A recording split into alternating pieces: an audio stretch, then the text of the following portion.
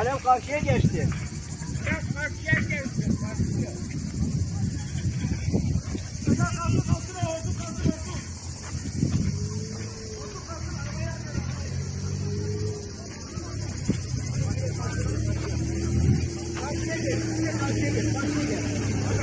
Kaç tane bağlamaya başladı.